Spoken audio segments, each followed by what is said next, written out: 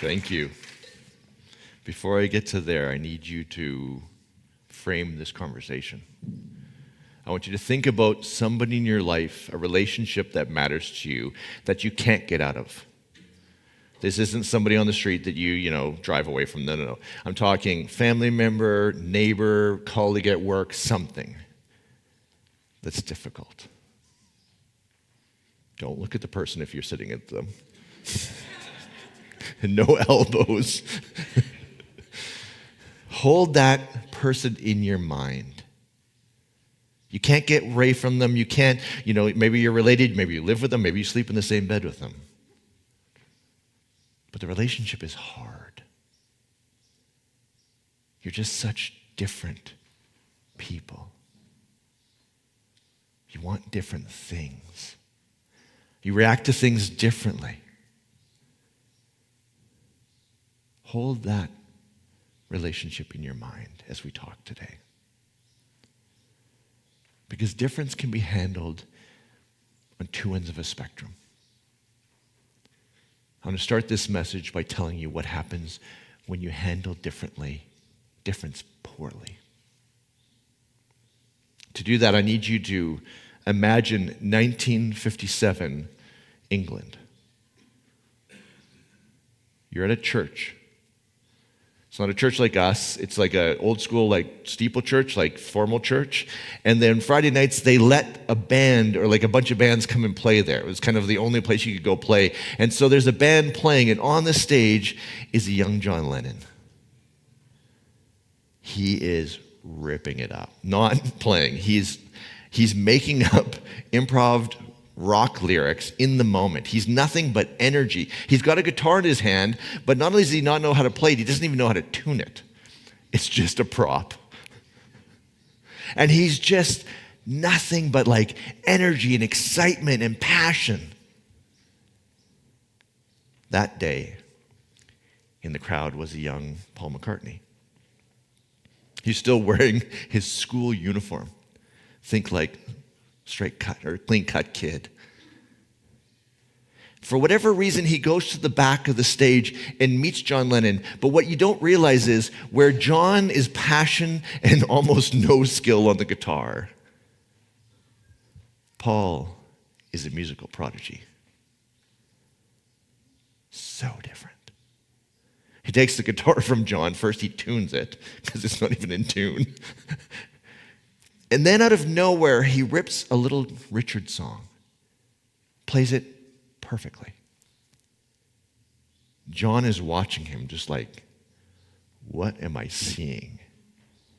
This kid is insanely good. Two men, completely different, at a crossroads. The idea is that John looks at Paul and realizes something. He's like, without that guy, I will be playing church shows, and that's as far as this band's ever going to get. With him, we could be something incredible. Remember last week, I told you guys there's this idea that you can break people down. Not break people down. There's 7 core attributes or 7 attributes that someone has identified. We probably all carry parts or all of them. Maybe we highlight certain ones. The list is up here. It's explorer, people who like novelty, seeking curiosity. Any explorers in the room? I can put up 2 hands. Come on, be proud. Put explorer up. We're going to get there. Nest builders, connection, belonging, being needed. Any nest builders in the room? Thank you, Trevor. Hallelujah. I'm looking at my wife like, honey, would you like to put up your head? Commander-in-chief, control, fairness, confidence. You're not allowed to put their hand up either, buddy. I'm watching you. These are people who like to have control of things. Here's John and Paul. John has some commander-in-chief in him. At least that's the way I read the story. And he's looking at Paul going, that kid can outplay me all day long. If I bring him into the band, I will lose control. It's a moment. He realizes difference. Sensualist, this is the one, I know, so weird. I can tell you guys to put up your hand for all of them. This is one I'm not allowed to get you to put your hand up. So inside, be like this. Beep. Sensualist, sex, sensuality, pleasure is important in you. Your brain goes there often. Energy czar, people who do not like to waste energy. Wait, do we want to use the word waste energy? That's an energy czar statement. I waste energy all the time. If I feel I have any energy at the end of the night, I'm like, I did not do my day properly. I need to get rid of it. So I lift weights until I'm exhausted. Energy czars think that's the dumbest thing you could possibly do. My mom was an energy czar. Naps were her friend. Okay, Jester, people who loved recreation, joking, play. This was Carmen and Jeff. They would wait for half an hour. Jerry's back there. He's one of my coaches. Jerry, you said I could talk about you if ever I wanted to, right? Can I do it in this moment? Jerry likes or doesn't like his doctors, and he has many of them, based on whether they'll joke with him in this, it's like, hey, we need to cut off your leg. If they're going to laugh after giving him bad news, he's totally into them.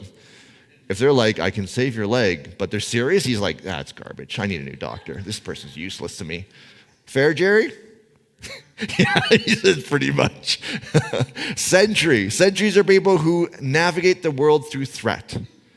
If you have some anxiety around the world, chances are you have sentry, defense, vigilance, safety, closing doors, locking windows, making sure that your back's to something, not being scared, your startle responses like that. Can you see which ones resonate with you? Can you see how that shapes how you move through the world? John and Paul, two men, totally different. They come together in that moment. John takes down his commander-in-chief, backs it down and says, I will play fair with you. Remember? Commander-in-chief, we like fairness. Really like fairness. Really like fairness. They make a deal. Whatever we build, whatever I start, you will finish. If I start writing a song, you will finish it. If you start writing a song, I will finish it. They become a team. They realize they're totally different, but they become a team. And we get the Beatles. Two men harnessing difference to create that. Any Beatles fans in the room? What's your favorite song? Yell it out. Hey Jude. Nice, great one. Oh, darling, love it. Blackbird, fantastic. Incredible, isn't it? They wrote so much good music. Two men who are completely different created the biggest band, arguably, in the world. Until Paul Epstein, their manager, he died of an overdose suddenly. What was two men who were different, navigating their difference to create the Beatles, something broke. They were devastated. Devastated. John, who had a troubled past, Paul was almost like his father figure, and he was grieving, and he didn't know what to do. Paul, nest builder, he's going, no, this is my family. Us four, we're family. We got to keep this thing together. And he jumps in, he starts scheduling rehearsals and putting themselves on a deadline, and we're going to get this next album out by this time, and never how the band had worked. But Paul's going, I can't let us drift apart. Meanwhile, John flips from commander-in-chief to explorer.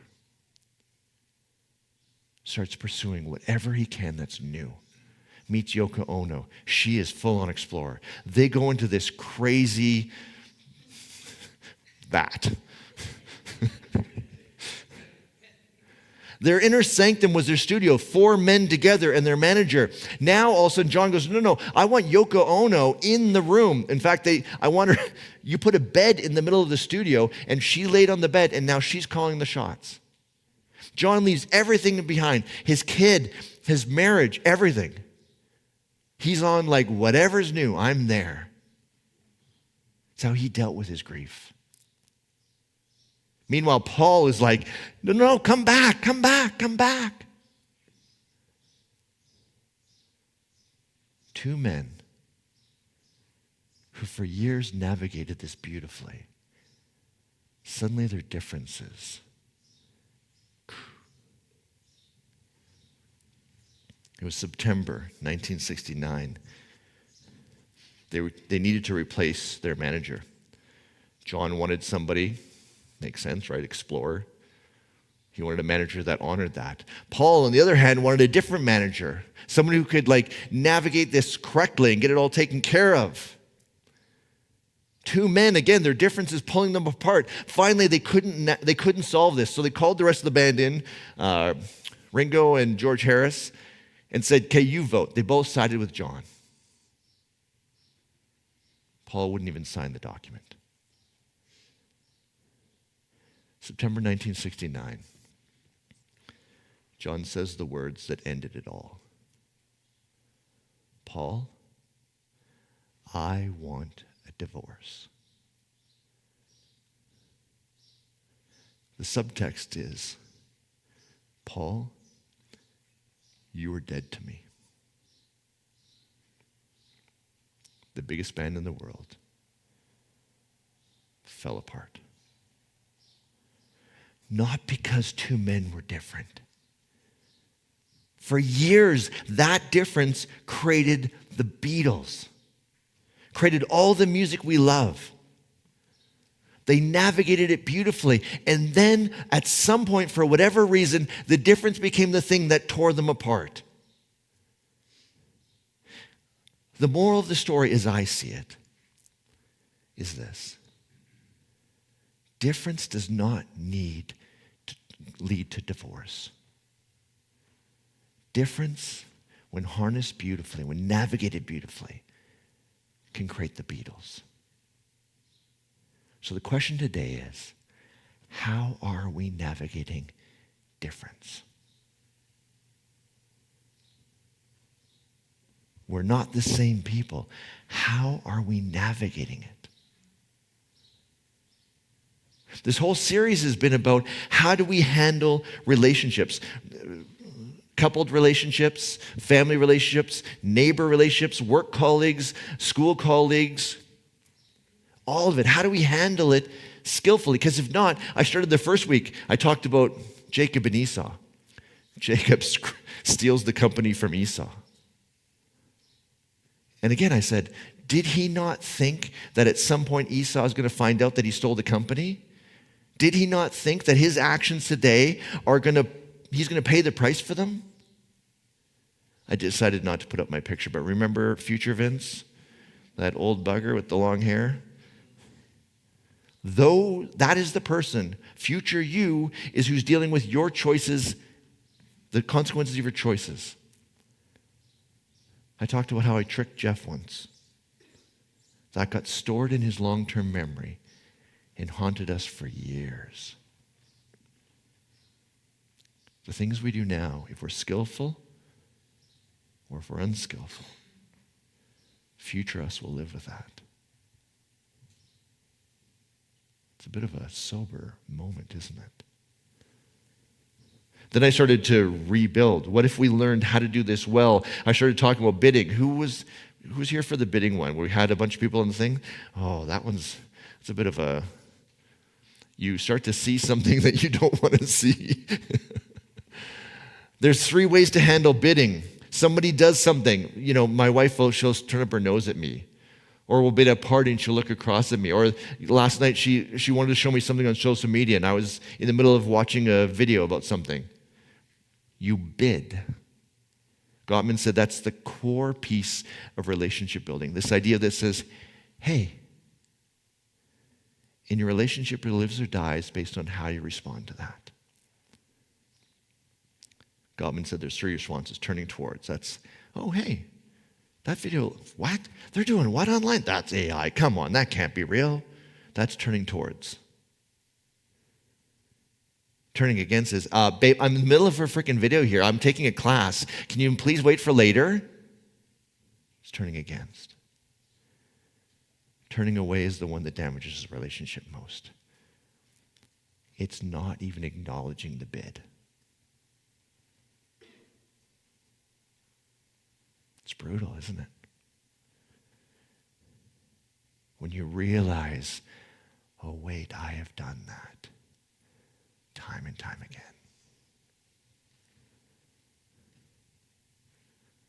The next week we looked at, it was Emily, she looked up this idea of how do we read the people around us? So the bid, we look at the bid and we see the person and we go, oh wait, I thought this bid was for sadness, but it's actually for frustration. She taught us to read emotions. Do you have the picture for me? She said there's 7 core emotions that when you can see them, when you can read them, you can actually respond to something. Just one second, that's not the one. Just put it down, it's okay. Clearly I didn't send my notes in properly today, my bad. Sadness, anger, disgust, fear, and a few others that I forgot. The idea is if the bid comes to you and you match the emotion, it will resonate as a turn towards. If the bid comes towards you and you miss it, it will feel like a turn away or a turn against. Remember Emily talked about her daughter bidding at the sewing machine. She was bidding frustration. Her mom thought she was bidding help.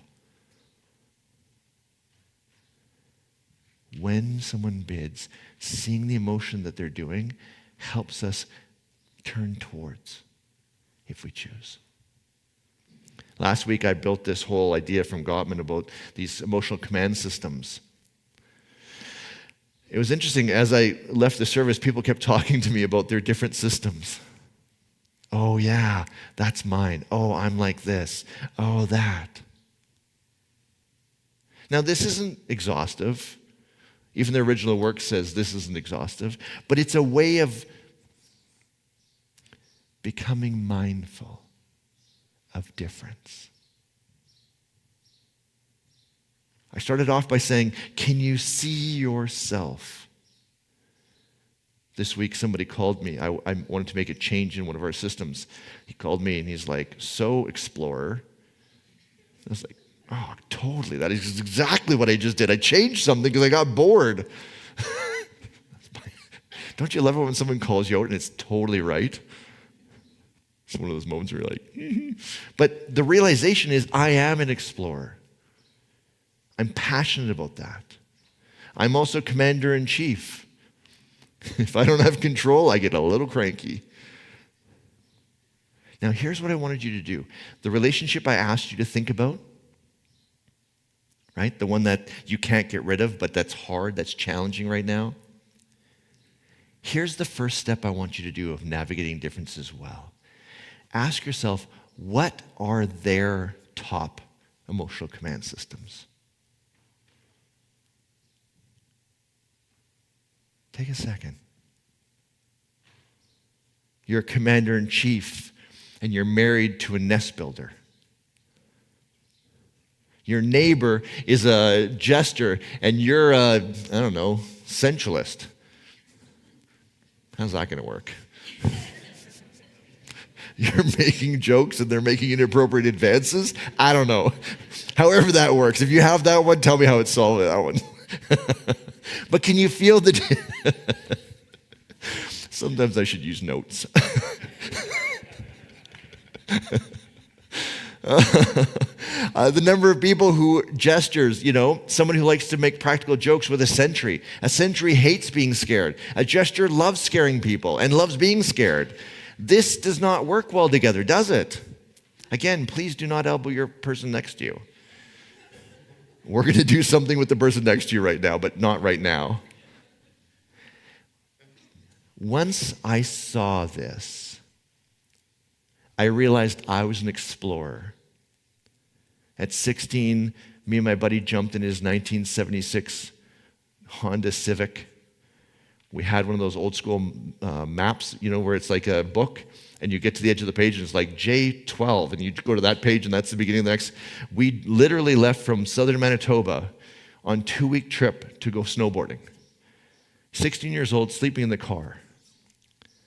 My mom is a nest builder, energy czar. That poor woman. She's like, can you call me every day? No. Right?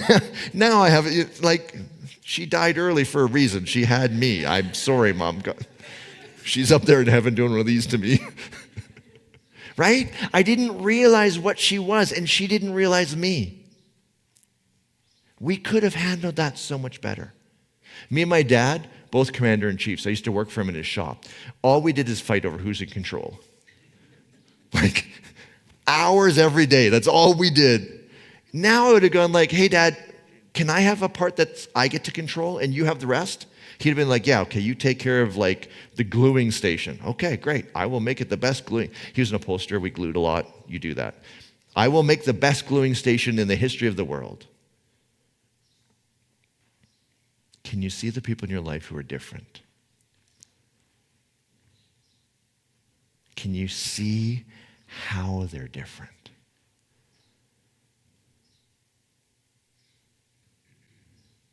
There's this idea that says when we start to realize difference, we can go one of two ways. Spectrum again. Oftentimes what happens, and let's just see if this has ever happened to you, and then I'm going to flip it around. Has anybody ever stated their preference as kind of like an imperative? The windows need to be closed. It's the right way to have a house, to close the windows and lock the doors. Don't put up your hand, but anyone had someone speak this way to you? No, the family needs to be together. That's the right answer. We're a family. We need to come together. Someone's saying, oh, you're monogamous? Yeah, welcome to 1980s. Like, we've evolved past that. The core of what's going on is they're taking their emotional command system, their preferences, and making them statements of morality. Can you feel the difference? Remember a couple weeks ago I told you the prodigal son story? Younger son has Explorer, goes off to Explorer, loses all his money, comes back. Father's nest builder. Like, of course you can come back. Of course you can. The nest is full again. Goes to the older brother who's been running the show, commander-in-chief, saying, hey, come, we're having a party. Your brother's back. The older brother's like, yeah, no. Blew all your money. This is not fair. I've worked my butt off. This makes no sense. Meanwhile, now, that's the story. Let me show you the quotes from the story. Can you show me the first quote? This is what the older brother says to the father. It's not fair. Remember that word fair?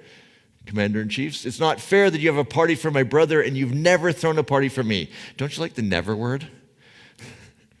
These are words we use when we want to make our preferences into absolute statements. You never.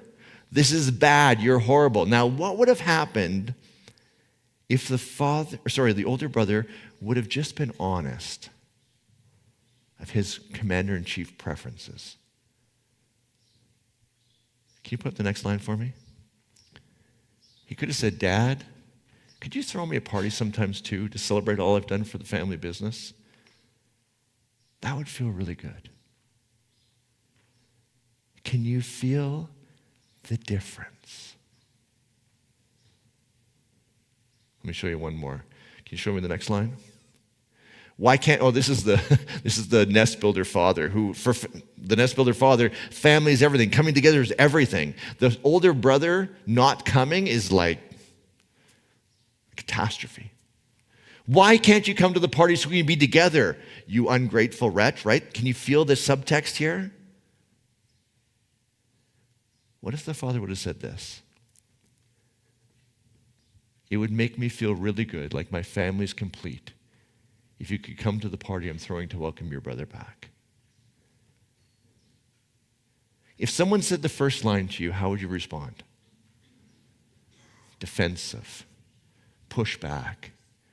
This isn't fair. This is dumb. How dare you? Do you know he blew all your money? What about the second one? When we I don't know the right word for it. I'm going to call it moral preferencing. Making your preferences a moral imperative. We have to spend time together as a family. We need to be sexual this much. We have to have this, right? This has to be this way. When you do it that way, this thing collapses into a fight. When you honor your differences as preferences, something shifts. Something beautiful happens. You're not fighting over whether my preference is right. You're asking the person to meet you exactly where it matters. Okay, once you realize there's difference, you've avoided making your preferences moral statements. The next piece you need to learn is this. And me and my wife learned it from Stan Tatkin. In fact, my wife said this to me not 12 hours ago on the couch last night. She told me I could say this.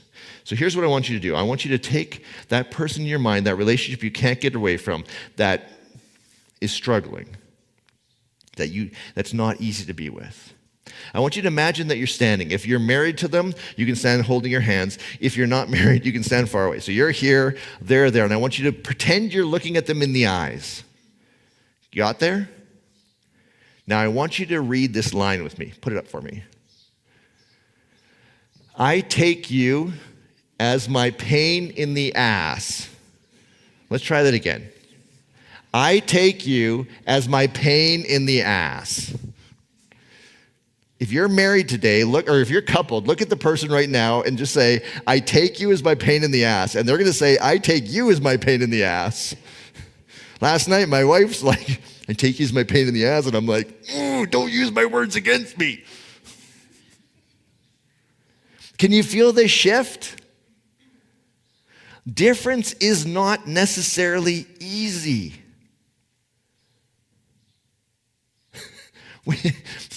We need a whole cocktail of hormones inside of us when we first meet as couples to get through the fact that they're going to be the pain in your ass. But we need about 16 months to create a baby if that's how you roll. And then they are a pain in the ass. Kids, you can say this to your parents, not your dad today. It's Father's Day, you're not allowed to say it on Father's Day. But tomorrow, you can say to your dad, you are a pain in my ass. Parents, you're not allowed to say it to your kids, but you can think it. You can look at that kid and be like, oh. But it's, I take you as different. And I understand that that difference is not easy all the time. When me and my wife say it, it's like, yeah, we love each other. Sometimes I'm a pain in her ass. She's looking at me going like, dude, you're being a pain in the ass right now. And I'm like, yeah, because who I am is different. I can't get rid of it. You can't get rid of it. You can try and honor it, but you can't get rid of difference and the challenge of difference. That's sobering, isn't it? I take you as my pain in the ass. The final thing, actually, there's two more things I want to say. I get to wear my favorite shoes today. Can you all see my shoes? This is where you guys go, ooh, nice shoes, Clausen. These are La Sportiva Guide all leather. You couldn't even get them in Canada. Imported from Europe. Now we're talking. And stylish as hell, right? Come on, people. No. I have ungodly big feet, and they're very narrow. Go online. I search. For months I'm searching. I find a guy who's selling these shoes for $50 on Marketplace. Nice! I feel so validated all of a sudden. So I drive out. He's over by COP. There's like that new area in there. I drive up to this place, and I'm like kind of feeling like, you know that IKEA commercial? Like, start the car, right? Like, $50. These are $250 pair of shoes. Oh, I love you guys today. So I get $250 pair of shoes for $50. I'm feeling bad. I'm like, should I give the guy an extra $50 just because, like, he comes out, he's hobbling, he's broken his foot. He'll never be able to wear these shoes again. He's got like 10 pairs of shoes. They're all in his closet. He's just like, if you would use these shoes and get them out of my house, that would be a gift. And I'm like, $50. Start the car. Two people, when they're different, can trade something and both be better off for it. Difference allows that.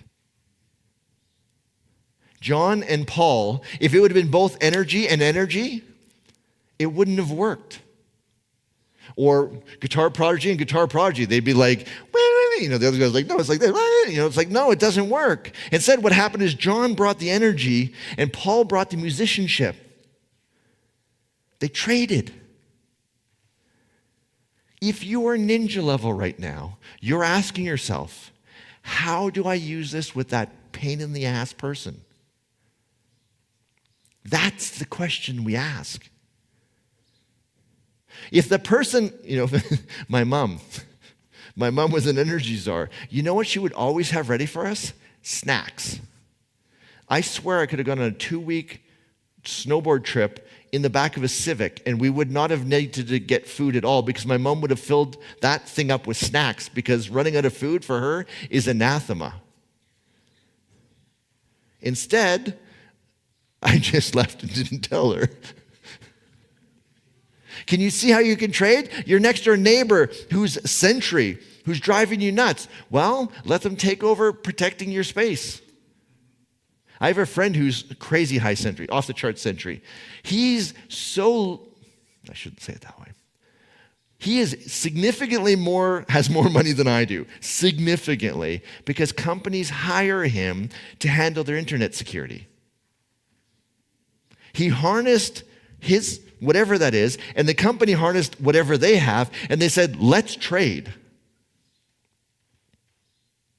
How could you take that person who is a pain in your butt and trade so you're both better at for it? Nest builder. Plan the family gathering. If you have a commander-in-chief, make sure that they get to pick where you're going, but they will collect the money from everybody who owes you money. Nest builders hate collecting money. Commander-in-chiefs, money? For sure, I'll do it. Done. Could it be that you could trade with that person? Now, this is like ninja level. But it's what made the Beatles incredible. Could it be the difference, when harnessed beautifully, is what can create something so special? The final thing I want to say, and I want to take us back to the Bible. Remember I talked about the story of Jacob and Esau steals the company? We don't know how much longer later, but they come back together. Esau forgives him. That's a whole message. Trevor said a whole series. Probably he's right. A whole series of how that happened. They don't say. It just says Esau connects with them again. But here's the last piece that I want you to see. Difference isn't necessarily like this. You have to honor difference. Here's what happens. Esau says, okay, Jacob, finally we have family back together. Come live next to me. Be my neighbor. Jacob wisely says, I don't want to push my animals too fast, so we're going to go a little slower. And actually, we're going to stop at the town before your place, and we're going to live there. Difference does not mean this. Navigating life with someone who's different says, I probably need a certain amount of space. We need a certain amount of space. we need a nice 8-foot fence between me and my neighbor. We can navigate the world well with the 8-foot fence. No gate. What is the optimal distance that you and that person need to navigate life and honor both your differences? Differences created the Beatles, one of the most successful bands in the world, creating some of the most memorable music of our time, handled skillfully. Difference handled not skillfully destroyed the Beatles. Jacob and Esau said, we can be different when we live the right distance apart. We now have a choice. We can go the way of the Beatles. We can divorce the person, and divorce in the broadest sense, from divorce marriage to, calling bylaws on your next door neighbor to, undermining somebody at work, whatever that is. You've seen all the ways it goes badly. We can have a divorce, or we can use these ways to navigate difference. And if we can, harness difference so that we can live life as the Beatles. It's a question. Where are you today? Divorce end of the spectrum, or the Beatles end of the spectrum? John and Paul were the same people they were through that entire space. The only difference is how they managed it. Let them be a cautionary tale. There is a way to navigate this beautifully. That's Jacob and Esau. Or divorce. So as you go today, make an intention. I take you as my pain in the ass. It's a way to shift our minds to say, you know what? Yeah, difference isn't easy. And yet, this can be something beautiful. If it's a really cranky neighbor, beautiful might be too strong of a word. This can be something less painful than it currently is. May we walk away from here today skillful, honoring difference skillfully. And may we find the perfect distance between the people in our lives so that we can create something beautiful together. Amen? Hell yes? Have a great week, everyone.